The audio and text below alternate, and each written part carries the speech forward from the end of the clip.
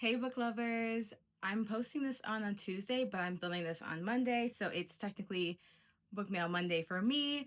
I'm excited to share the book mail that I have been so fortunate to be gifted in the month of April. Now, I originally wanted to do one for like each month, so pardon me, apologies, but I will try to do one for each month like moving forward. So yeah, let's amazing books. I was really lucky to receive some really great titles in Q1, but yeah, there's more on the way. So let's dive into this April book mail. Now, starting with Tim Sullivan, this is the D.S. George Cross Mystery Series.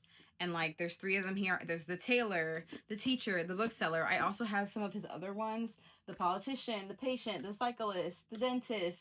And then there's like 2 over there too that I got in March. So let me tell you, I think this is a fun series. I have been saving it. Like, I started reading the first book and I was like, oh, I'm really enjoying this. Pause. Because I was actually sent the first book of the second, like, in order, and I knew that there was a chance I could, get the others. So I'm excited to do like a run through. Because one thing I hate is when you get into a series and you read it and you're liking it, and then you're like, when's the next one coming? When am I gonna get it? And I've just been, again, very, very lucky to receive these. I think that Atlantic Crime, Grove Atlantic Crime is a like crime and thriller, kind of branch off. They are so underrated. Like, they have some solid authors in there, and I really think that we need to kind of get out of the habit of thinking everything is going to be a 5-star read, and what's 5 stars to someone else might be 3 stars to me, or 2 or less, right?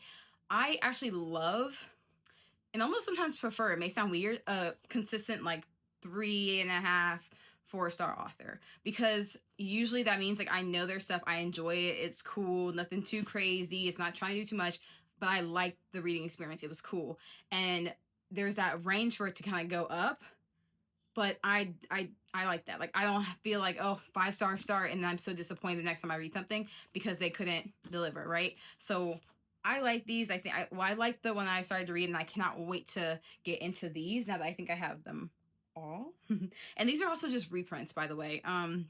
These come out at different times. I really love these. I think they're gonna look so pretty on the shelf. This one's June 2nd, so the bookseller on June 2nd. The teacher comes out May 5th, so right on the corner. And then the tailor is in August. So if you like these reprints, you like this kind of style, then, go and get them from Atlantic Crime, okay? So there's that. Now, these other ones, because these aren't the first in the book, I'm not going to, like, dive too deep into that one. You have to, like, look into the series. It's a pretty interesting, description for the entire series. But these other ones, I am going to, like, read the side panels so you can say, you know what, I'll add this to my TBR or not. Hopefully they're all interesting enough that you guys will check them out. And I got to give my thanks, right? So shout out to Penguin. This is Femme Fatale. I'm saying Femme Fatale because I think it's like, a play on Femme Fatale, Fatal. But anyways, this had me at the cover. My enjoyment of my anticipated enjoyment level of this, I think I'm gonna give this a 4 out of 5. My excitement to read it is at a 4 out of 5. So that's where I'm sitting with it. This says, the head of a company she started from the ground up, the worried mother of a troubling, secretive daughter, and the wife of an easygoing man who always has, sorry, I read that really weird, who always has her picking up the slack. Ellie is already juggling too much. So she got a man child, she got an actual child who's secrets, who got some things she's doing on the DL, and then she's the head of a company. So she's got a lot going on.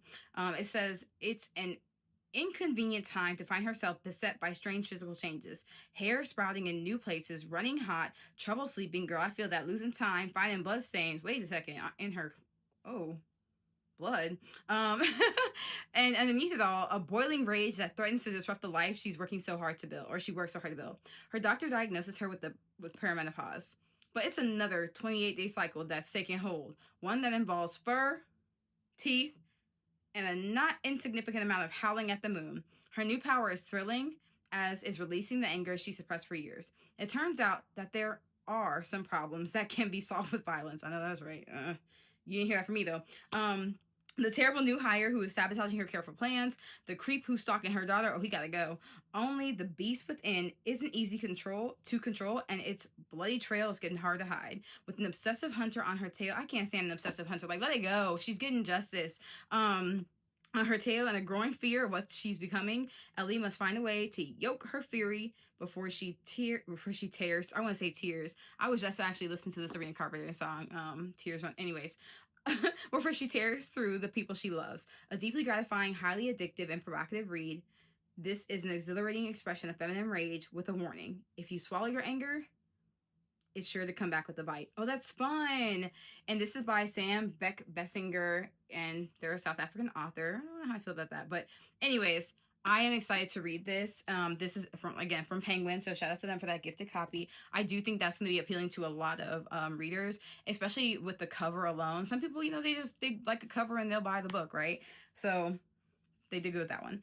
Now, this is The Violently Departed, and I would say my predicted enjoyment level, I think this is going to be a 3.5 star read for me, but I do think I'm going to enjoy it. I'm just a little bit tough on like when books have romance in them, and this is giving enemies to lovers. You are following a demon, or half demon turn like investigator, and their name is Hero Viridian. Okay, it says a missing nun found murdered, a school built on secrets, a haunted town. Already we got a lot of stuff going on.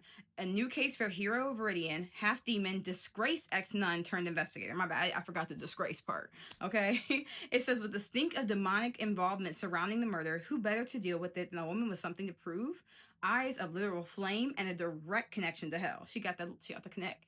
She's all locked in. It says, however, when those who sought her help turn against her, a vulnerable hero must rely on an unlikely partner, Oleander Keene, a demon hunter who has already tried to kill her. He's spinning the block. He couldn't get enough. So I'm getting I almost said enemies. Anemone. Enemies to lovers.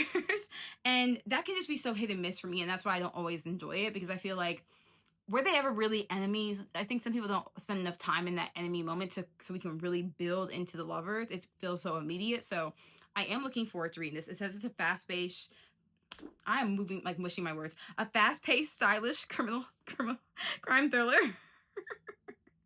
I apologize. I don't be editing these, I'm not gonna lie. I just post them. So if I make mistakes, I make mistakes. But hopefully you're here with me.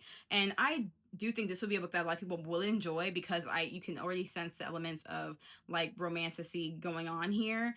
And I do kind of like the opposites that we're seeing here, where she's a half demon, and it's like, how can you, how are you going to work with me when there's a part of me you don't like? Like, that'll be interesting. I'm sure there'll be a moment where, he's seeing her, or they might be seeing her differently than how they imagine demons to be, that whole thing. So there's something cute about that I'm looking forward to. Next, we have a nonfiction. It's called No More Heart Disease by Dr. Louis J. Ignaro. And honestly, I requested this. I'm curious about it. I think it's important for us to stay updated on things. And heart disease is like one of the, like a very common illness that a lot of people have and do deal with and live with and suffer from. But what I look forward to in this book is that, it's a way to kind of highlight the ways that you can ignite this within yourself, to combat it. And I think we need more of that, as we are kind of in a time where medicines are becoming more expensive and more inaccessible. So we need the knowledge to be able to fight it and learn how to fight it on our own. This is about the discovery of nitric oxide, NO, so no, a signaling molecule produced by the body, led to his winning the doctor's winning the Nobel Prize in physiology or medicine in 1998. His discovery led to numerous improvements in vascular care and an entirely new class of drugs, which includes Viagra. Okay, so he knows what's due for that heart. So it works, okay? But he really addresses here, that NO, which benefits the cardiovascular system in numerous ways, can be tapped effectively without medication. So showing you that there's ways to kind of excite that in your body and help you, build overall health through other activities besides just taking meds, which a lot of people don't always want to take meds, especially as you get older. Here's a medication for that. So I'm intrigued to read that and see what insight I get from it. But I would say my enjoyment or my excitement level to read it is probably like a 1 or a 2. I love nonfiction, but I feel like I don't always want to feel like I'm sitting down reading like a book for school. And I'm not saying it's going to be that way, but it's not a book that I'm about to just up and come and read right now. I have so many nonfiction books here, books that are like this big, full on history. So my nonfiction reads have been like, might not have been taking a little bit of they've been getting set to the side for a little bit. So I wouldn't be surprised if you don't see like an instant review for that one. Right? Oh, I love the light. Anyways, then we have Claire Rose. So shout out to Wednesday Books, and I think this is from St. Martin's Press Essentials. St. Martin's Press has a lot of different imprints. A lot of these different publishers do, and it's important to kind of look at, like, you know, maybe you're not seeing books under their main one. They might have something for you under the other imprints. So check that out. This is Wednesday's Books, which I think is also, it's more like the YA of St. Martin's Press, if I'm not mistaken. But I am looking forward to reading this one because this is fitting into the whole like camp. It reminds me of like 80s, 90s slashers set in a camp, people going missing. But this is actually like a detention kind of camp in the sense of like for juveniles, for, you know, young juveniles. I remember there's been a lot of like documentaries kind of popping up about kids' experiences at these. So this would be terrifying to me to ever be sent to one of these places because, you know, you're out there with really no one there to protect you. So I think it's interesting kind of to pick up on, to place it in that setting. There's just, I think, a lot of material to work with when it comes to writing a YA thriller. And it says 17-year-old Lindsay Weinberg has just been kicked out of yet another prep school and is exiled to her uncle's farm in the cold, isolated town of Marbury, Maine. But Uncle Levi is gone, leaving the farmhouse under the strict rule of his new zealously evangelical wife, who runs a reform camp for troubled teens.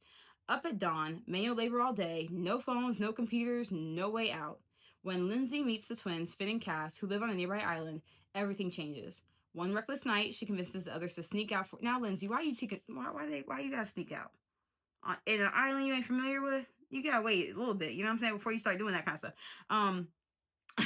It says one reckless night, she convinces others to sneak out for a party. The night is unforgettable, at least the parts they can remember. The next morning, they wake in their own beds, hearts pounding, clutching seashell tokens with no memory of how they got home, except one never made it back. As disappearances mount and dark secrets rise, Lindsay and her friends must unravel the mystery of the island before the cove claims them all. So they sent this artwork, which was really, really cool to see that included. But I'm sitting here like, okay, Lindsay and then the twins, Finn and Cass. Is this Finn and Cass? Is this Finn and Cass? Well, then who are the other two? Okay, I'm already trying to get into. I want to know. So thank you for the postcard from the Cove. I'm looking forward to reading this one. I would say my excitement level to read this one would be like I'll give it a 4. I'm looking forward to reading this. I will probably slide this a little closer to the front. I don't know if it has. I thought this was out already. I could be tripping. I love in books like when they mail you a book and they'll send you like a little paper. It has usually the other information on it. Sometimes it'll have like the publishing date. Yeah, this comes out May 5th, so it's coming out soon. It'll have basic information on it, but sometimes they'll have like authors' notes that tell and talk about like their writing processes, and I think that's always just like cool information to have, especially because they don't have to send you anything, right? They don't have to send you a book at all. So getting a physical copy is just something to always be appreciative of, and those little extra things always, you know, make my day a little bit. Next we have Daisy Pearce. Okay, I actually read Something in the Walls. I liked it. This is one of those authors for me that is a kind of consistent author, so I know I'm going to enjoy the read. It may not always be like a 5-star reading experience, but it is something where I will always go back and pick her books up. So shout out to Daisy Pearce. Love this cover with the keyhole. It's so creepy. I liked it a lot. It says she's his captive, but something has come with her. Okay, so you took the wrong one. Dark is when the devil comes. Okay, this is a novel by Daisy Pearce. It says, oh, and shout out to Minotaur Books for this. It says, the woods are known as the place to avoid. What goes in doesn't come out. Hazel has been gone from her small hometown of Idles. It says like Idless. I want to say Idols, so we'll say Idols, Idless. I don't know.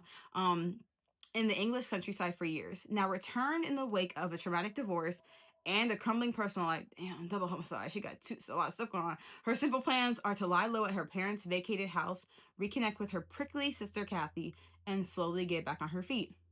Kathy is surprised when Hazel doesn't show. Okay, so really the main character might be Kathy and not Hazel. Okay, it says their relationship strained from a fallout half a decade ago. She didn't expect them to get back into a sisterly rhythm, though she hadn't counted on Hazel bailing either. But something isn't adding up. Other people in town whisper of a threat that can't be shaken. The woods are known for being restless, and Kathy knows the old saying, if you go looking for trouble, you just might find it. Like, F around and find out, right? I am looking forward to reading this. I think I'm already drawn in by the cover and the concept of, this kind of rocky sister relationship. I think sibling relationships have so much potential to be explored, and I love when there's a little drama in there. So I am curious to see what is the tea. What made it so they had this falling out that they both expected like a kind of prickly, an awkward reunion.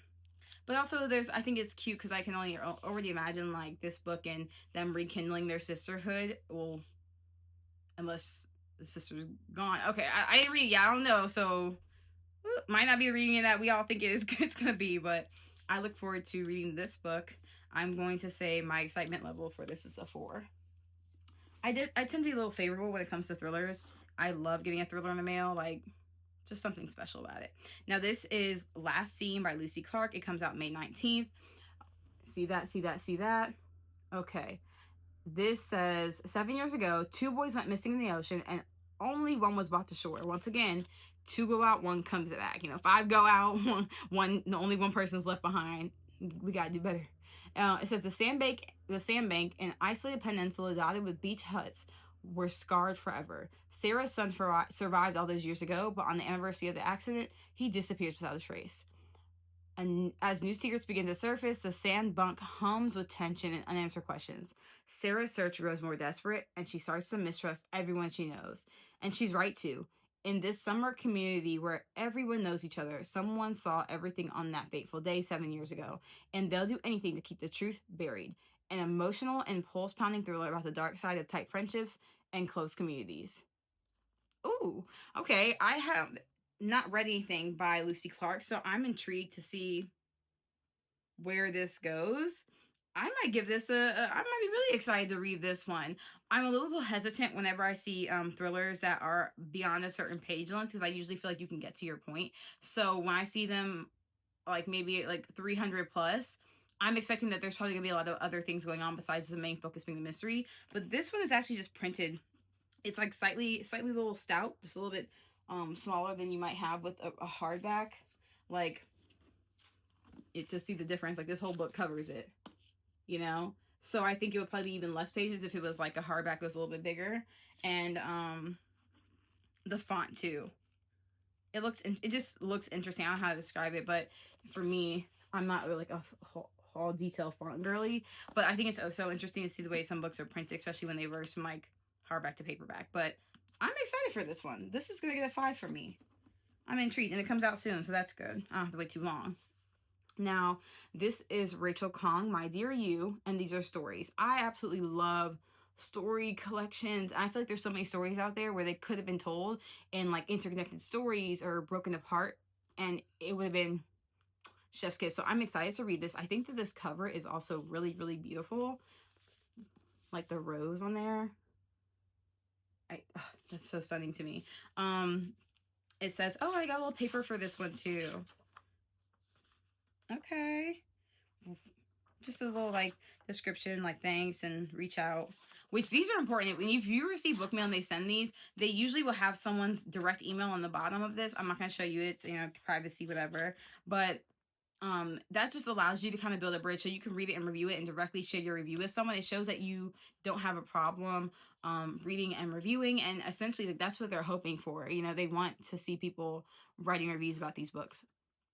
Okay, this says the characters in My Dear You find themselves facing extraordinary choices in scenarios that range from the everyday to the absurd. The US government injects all citizens with a drug that makes them see everyone else as a member of their own race and gender. That is trippy. It's a 5. My excitement for this is a 5 just off of that. That's so interesting. God does away with humans in favor of something much better. A woman adopts a cat who conjures the ghosts of her ex-lovers. Now look, that is something a cat would do because a cat would be petty. A factory worker befriends a sex doll she is tasked with selling. I love weird like this. One of my favorite short stories is the one, not, oh my gosh, now I'm getting all my names mixed up. It's gonna come to me, but later. But this author, she just knows how to tell you like a bunch of stories and short stories in particular. Murata, I absolutely love love when it's giving that. It's very weird and I love it. It says these stories go deep beneath the surface, touching on the particular awkwardness of dating in your 30s and asking, what does it mean to be an Asian woman in America, or an American, or a human? Along the way, the characters stop to consider interventions from the supernatural, the earthly, the robotic, and the immortal. Playful, profane, and yet profane. Profane. Ah. Playful, profane, and yet enveloped with profound compassion for life. However you define it, My Dear You takes on dating, marriage, and the pressures of having or not having children in this economy. Intimacy, memory, race, and capitalism. Wow, there's a lot. Living, dying, and being dead. At their very core, they are tales of love in its many forms. Being in love when you're not supposed to be, or not being in love but wishing you were, failing at dating apps. This is, it's very relatable. I'm 32, so it's like, this is a 5 as well. I think actually I'm gonna move this back down to a 4 and then move this up to a 5. I'm really looking forward to reading this. Yeah. That has me immediately hooked. From the first 2 story descriptions, I'm down. Okay. Now, this is a poetry collection. It is National Poetry Month, so I hope you guys are reading poetry. It's Visitations. I am actually planning on reading this week for the final week of April, and I'm excited. I just love being introduced to new poets, and that doesn't mean like they're new. It just means it's new to me, right? It says, Julia Alvarez returns to her first love, poetry, in this latest collection. With scintillating poems drawn from all the seasons of her life, from childhood to the years of silver. In these poems, Alvarez traces her slightly... Oh, sorry. I'm looking at different lines. I'm so tired. But thank you for bearing this with me. It says, in these poems, Alvarez traces her life gently, a fingertip following lines on a page, through memories of her childhood in the Dominican Republic. A dictatorship dramatically survived the smells of sancoco and sofrito, the former influence of her tias and her sisters, her move to America and the challenges of learning English, the search for mental health and beauty, redemption and success. So, we're going to be getting intimate into this poet's life and this author's life through poetry. And I think that poetry and telling things in verse is already such an underrated space to exist in. People don't appreciate it as much as they could and they should. So I'll probably, when I do my poetry post for the books I read in April, this will be included in there for sure. And I'll share my favorite poem from it on my Instagram. By the way, if you're someone who's like, I can't watch you go through all these books, then I feel you. I'm going to post a quick the little carousel on Instagram, and you can just see the books, and then in the caption I'll have the dates, if that's more your speed. Okay. Now we have Up All Night and The Responsible Party. This comes out in August. It's by Claire Grosillo. And this is by Imogen Willits. Up All Night, A World History of Nightlife. I am pumped to read this. And this comes out in July. Now, it's one of those things where I'm really curious the kind of nightlife it's going to focus on, because Imogen Willits, I'm pretty sure, is based in London. So let me see. It says, there's a specific energy to it. This is true. Very specific. Cafes and shops close their shutters. Darkness descends. The air begins to tingle. That's right. Wrote John Dos Passos of 20s New York. It's tonight if you drink enough, talk enough, walk far enough. The train of magical events will begin. Yeah. It says, nightlife as defined by party historian Imogen Willits is a commercial and secular environment designed to offer a variety of pleasures at night. This is going to trace its history back to a surprising starting point. 17th century Japan. In a remote party destination built outside the shogun's capital. Nightlife has been at the frontier of popular culture and self-expression ever since, making cities famous, nurturing iconic countercultures, and growing into a multi-billion-dollar industry. Yet its sweeping history has been left largely untold. Oh, okay. It says, this is the story of the good nights and the great ones. How did jazz develop in the dance halls of the turn of the century New Orleans? See, this, what are we going to be getting into? I'm excited to read this. If you're someone who enjoys history, music, I think you'll want to check this out. And the history of nightlife in general, that just sounds so cool, because we do often encounter spaces that we just don't discuss the history of them, which is why I think even in today, you have a lot of people who use certain language, really unaware of where that language is coming from, especially when we're talking about use of people might call it AAVE, and it's no, that's just the scene. That is literally certain spaces, marginalized communities and groups of people who have established a language that then becomes popular, becomes part of pop culture. And I'm interested to see if they talk about that in here too, and like the language of that is developed in the night scene and how it gets brought into the day. So check out that. Thank you to, and this is from Grove Atlantic again. Atlantic and Grove Atlantic and the Atlantic Crime programs are great programs. You guys have got to sign up. All right. Then The Responsible Party, which again I said comes out in August. This is Geek Love meets Sam Lipsyte in this rollicking, hilarious debut novel about a family of unforgettable women obsessed with securing their legacy. It says Claire grew up with the legend of the unsinkable Mound Sea woman. Her great-great-grandmother, Fanny, made headlines in 1950 for washing ashore in England nearly a year after her ship sank. Fanny's daughter Sarah went to collect her mother on the equally ill-fated Lusitania. Is it Lusitania? It's a well-known ship, but whose sinking she too survived. So she's living through all the sinking. She's a survivor. Their improbable endurance led to regional stardom on the Midwestern vaudeville circuit, but Claire never knew the full story until now. Listless, jobless, and recently canceled for extolling skincare advice online to send a reader to the hospital. Like, ooh. Claire is surprised when a knock at the door turns out to be the police. Looking for answers about a murder from the 1970s, they suspect her mother, Kath, may know something about. As the cops zero in, Claire demands answers from her mother. Kath's comically long response, which blossoms into the story of the Mounseys and their descendants writ large, moves from a Liverpudlian poorhouse. It's a Liverpudlian poorhouse at the onset of World War I to a Lake Michigan lighthouse in 1971. And in the parentheses here, it says when sex was freer and McDonald's fried their potatoes with beef tallow. What a staple for that year, huh? It says to present day Chicagoland. Along the way, it offers Claire a richer understanding of what she inherited from the complicated. That really sat with me when sex was free or McDonald's. Crazy. From the complicated, resilient woman she descends from. So we're going to be diving into, this family and the family lore, the family history. I think it's so funny when you have an older person and they lived a life. That's what Kath is giving. She lived a life. She's like, I'll give you an answer, I got your answer right here. So yeah, huge shout out to Henry Holt. Henry Holt & Co. for this book. I'm looking forward to it. They actually have some really interesting releases in the past year into this year. Like I have this one over here, How to Dodge a Cannonball, which I've been putting off reading, but I really want to. I'm excited to read it. It's such an interesting concept. So definitely give Henry Holt a look into. Then we have Consented, A Doctor's Call to End Medical Violence and Reclaim Patient Autonomy by Zed Zha, MD, put some respect on it. It says medical culture has a problem with consent, and it's not just a few bad doctors. Even the best and most caring physicians can fall prey to what Dr. Zed Zha identifies as medical rape culture, a system of beliefs and practices that enable and normalize the violation of patients' autonomy. Dr. Zha shows how this culture is historically entrenched from the invention of the speculum to eugenics, and argues that we need to change. But we need to see change. It sounds so weird when you read this because it says and argues that we need a sea change in our healthcare, and it's spelled sea as in like ocean, like SEA change in our healthcare system to stop repeating the same mistakes.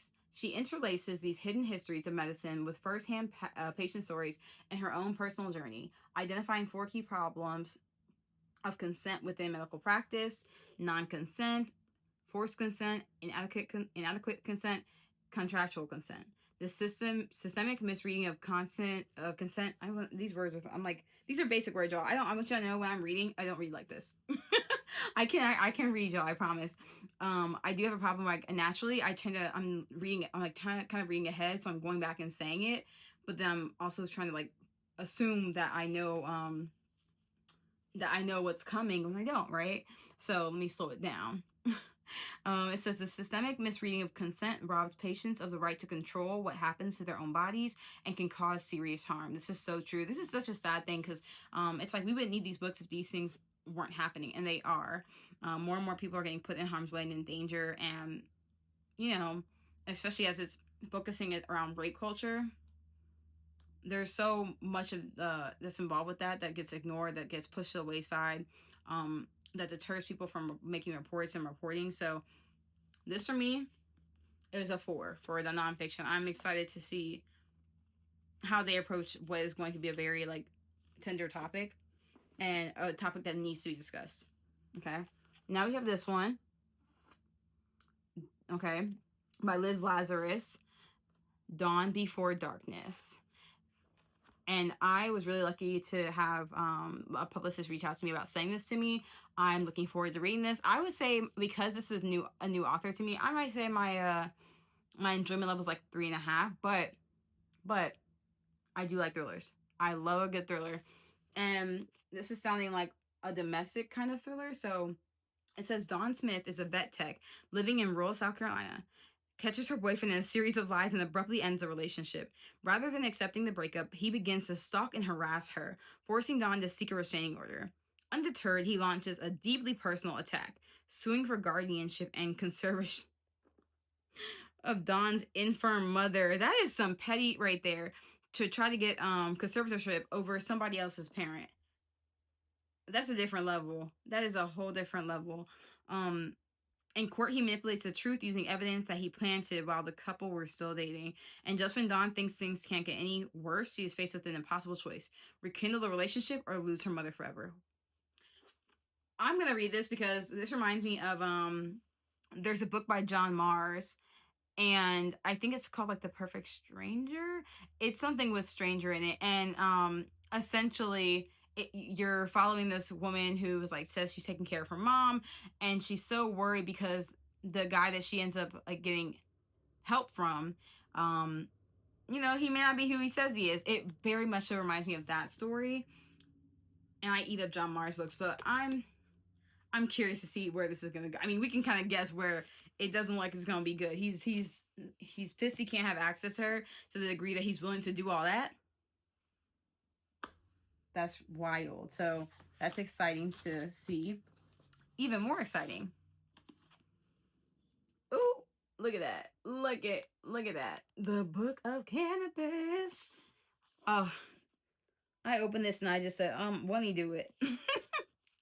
Won't he do it? It says, a revelatory journey through the tangled roots of cannabis, its ancient uses, political battles, and scientific renaissance. The Book of Cannabis, acclaimed anthropologist Jeremy Narby, author of The Cosmic Serpent, offers a sweeping exploration of cannabis as both plant and cultural phenomenon, tracing its story from the ancient medicine and ritual to today's debates over wellness, law, and social justice. Narby reveals how cannabis became one of the most influential and misunderstood plants in history. As legalization spreads worldwide, Narby examines the latest science on cannabis, its therapeutic potential and risks, the impact of high potency varieties and varieties. I wouldn't say variant. um, of the therapeutic potential and risk, the impact of high potency varieties and edibles. This book should have came with some. And the environmental and social consequences of its global comeback. It says it's going to give me a little nuanced and deeply informed perspective. I'm looking forward to it because I do think there's something, a book like this, there's conversations I think we have to be able to have. So it'll be interesting to kind of see if they're kind of dodging them, not fully committing to it. Where I feel like, yeah, you can't talk about this without talking about those who have been incarcerated for its use. So I'm this is a 5 for me too. We got some strong nonfiction picks that I'm looking forward to reading. Now, I'm going to show you guys this book, but I actually already read it, and I highly recommend it. It's Nobody's Girl. We just celebrated recently the loss of life, a year anniversary of this person, of Virginia not being here anymore, but her advocacy lives on. If you have not read Nobody's Girl yet, a memoir of surviving abuse and fighting for justice, you need to read it. You need to read the book, okay? This book is so good, and I feel like oftentimes when you're reading a memoir or even a book about someone's life to any degree, you feel like there could always be more information. No, it's heartbreaking knowing all that she went through, and then the way that it exists in these pages in this book, and feeling like you're being introduced to her in a different light than the bare minimum that we know. I mean, wow. Really, this was it. This was really good. So if you haven't read this, you need to go and read Nobody's Girl. Okay. Now I also have read this one and liked it. Back to back nonfictions, and this is from Knopf, like KNOPF. If you guys don't know, they have a really great influencer program. I think the signing up for it's a little bit different than when I first got in, because I first got in before they had changed over to just have one like main creator program. This is like when they were combined with Knopf, Doubleday, Penguin Classics, and Penguin Press, and then I'm missing one. There's one I'm missing, but I liked getting their emails because they send you an email. You get to choose the books, and they might still do that. Like, but I would say look into it. Shoot your shot if you're just trying to get more books to read. This is from Astra House. They post such a variety of stuff, and I really love like publishers um, that aren't afraid, and publicists really that aren't afraid to reach out and make sure these certain kind of books get into certain kind of hands. But also publishers that post diversely or publish diversely. That's the better word for it. Because like I said, I'm tired. My brain is, I'm working, y'all. um, I think it's just important because you can get like a weird kind of story from them. They give me A24 vibes sometimes, not all the time, but like sometimes. And when I read this, I was just like, wow, it's so crazy to see just into the life of someone who's been incarcerated, been in jail, and then coming out, and the ways that things can still try, like trouble will still try to find you, even if you're trying to avoid it, even if you're not in the same place, something will always try to come back and pull you in. So I was really screaming when I got this one, because I, like I said, already read it, and now I have a nice, crisp, clean copy for this and for Nobody's Girl that I can go back and like mark up the way I want to, when I didn't have, my own copy to do so. Now, the other thing I love is they will send you a little page and let you know what's coming in spring. Okay, so some books that, or like a lot of these actually already came out, because Metropolitans just came out, Superstars just came out. Off Season is the next big release from them, and that's May 5th. I really wanted The Oldest Bitch Alive by Morgan Day, but I'm finding that a lot of really great titles and covers, it's like, oh, they know they have such a great title that somebody's gonna read it, but the story itself is just like, it was alright, it's good. But that Oldest Bitch Alive book I really wanted. And then they have Dream Facades, The Cruel Architecture of Reality TV, sounds interesting, and Technology and Barbarism. That, like, those are all out there. So you guys can kind of see this paper and see, they show you like different books and when they're coming out. This is why I said it's important to kind of actually look inside the books and see like what information is in there. Because like you might be put on and someone can say, oh, we saw that you like this book. There's been so many times where I've gotten books that I did not request. They weren't even listed in the option, but someone said, well, thank you for reviewing this. You might like this also. And then I'm like, yeah, send me the book. I'll read it. I'll get to it, So no complaints. Then we have Morgan Radford's Now and Then. Okay. I really just love the cover. I love the design of this. I think it's so like, there's something really aesthetically pretty about this. And I'm excited to have it like sit on the shelf. I mean, gorgeous work. And if you had it in person, you would see how like rich it is in color. It's just stunning. Just stunning, okay? It says, in her sweeping debut, NBC News anchor Morgan Radford's Now Then follows a Harvard student navigating her path to self-discovery while uncovering her mother's secret past, fleeing the Cuban Revolution. So it seems like we're going between now and then, which is where the title comes from. So if you're someone who doesn't like to like time jump in your books, this is a time jump. Seems like we're getting two different perspectives here and then kind of connecting them back. It says now, which is 1991, Cambridge, Massachusetts. A little bit like historical fiction, literary fiction, and the family dynamic in there. It says Liliana Soto Walker, a Harvard freshman from the humble Appalachian home of her Cuban immigrant mother and black father, feels out of place in this new world of privilege. Her friendship with her roommate Hannah is budding romance with Vikram, a charming British postdoc, stir a sense of belonging. So she's got the friend, she's got the budding romance, she's navigating college life, and her mother Marisol's heartfelt letters reveal her past, sparking Lily's discovery of hidden histories and what it means to endure and find happiness again. Meanwhile, Lily and Vikram form a deep bond that sweeps across decades and continents, marked by amazing turned devastating misconnections. So it's giving miscommunication trope. Like I think this is going to be actually a little like romance in there as well. Clearly, because we have Vikram and her. It says then 1957 Havana, Cuba, which is the past. Marcel, a bright young woman, dreams of becoming a journalist. One night at the calls for a government coup reach a deadly crescendo on the eve of the Cuban Revolution. Marcel is forced to flee her homeland, leaving her scarred in ways she has never felt or never revealed to her daughter until now. Through her letters, the secrets Marcel has kept hidden for years finally begin to surface, challenging Lily's understanding of herself, and who her mom is. And so I enjoy stories like this sometimes because, especially like the mother-daughter relationship, because I am a daughter, I have a mom, right? And I think that there's a lot of times we kind of go on living and we don't always sit and reflect. And I try to do this intentionally to think about the ways my mom, like the goals and dreams that she had outside of me. So I am looking forward to reading this one. I'm gonna say 3.5. I think I'll have a higher rating for it, but my excitement to read it, I'm like, it's a little like nervous, right? Because I don't want to be let down. So, but I do love the art, and I think this will be a worthy read. We're down to the final two, y'all. I know I'm really lucky to get all this book, man. I can't believe it. We have A Terrible Intimacy, Interracial Life in the Slaveholding South. I'm trying to check it to make sure there's nothing in here. Oh, I love it when it's crisp like this. I'm addicted. That's just like, it's so crispy, y'all. This is from Henry Holt. So again, shout out to Henry Holt. And so is this one, A Killer in the Family. Okay. See that?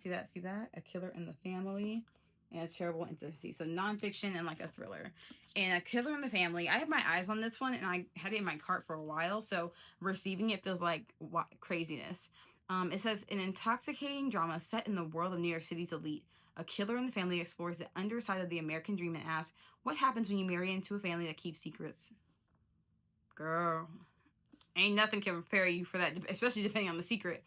It says, it's time for Ali, a good-natured Mumbai party boy, to grow up. The first step to settling down is an arranged marriage to Mariam, the daughter of Abbas Khan, a New York real estate tycoon. She's pretty, demure, and respectable. Unlike her sister, Farhan, a sexy, rebellious divorcee.